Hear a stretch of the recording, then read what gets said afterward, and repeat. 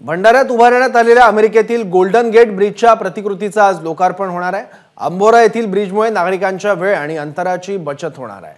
अमेरिकेच्या Los Angeles मधील golden gate ब्रिजची प्रतिकृती आपल्याला आता महाराष्ट्रातही बघायला मिळणार आहे। नागपूर आणि भंडारा जिल्ह्याच्या सीमेवर असलेल्या अंबोरा येथील देवस्थान येथे या देवस्थान लागून असलेल्या वैनगंगा नदीच्या इथे 5 नद्यांचा संगम आहे। या नदीवर ही प्रतिकृती आपल्याला बघायला मिळत आहे।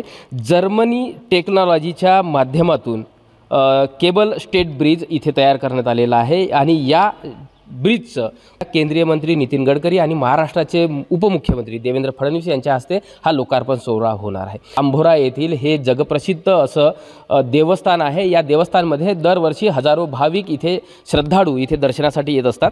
मात्र एकंदरीतच या नदीच्या प्रवाहामुळे ऐलतरी आणि पैलतरी जाण्यासाठी नागरिकांना जो त्रास होत होता साधारणतः हा त्रास आता कमी झालेला आहे।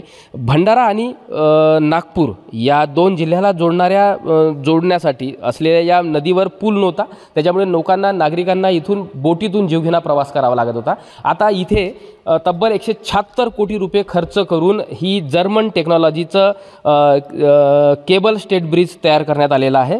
इथे एक स्काय गॅलरी तयार करण्यात आलेली आहे जी 40 फूट उंचीची आहे आणि या 40 फूट उंचीच्या स्काय गॅलरीमधून या नदीच्या ऐलतरी पैलतरी आणि नदीचं विहंगम असं दृश्य इथे नागरिकांना बघता येणार आहे। नागरिकांना या माध्यमातून एक कमी किलोमीटरचा प्रवास आता लाभणार आहे। प्रशांत देसाई, एबीपी माझा, अंबोरा ब्रिज, भंडारा।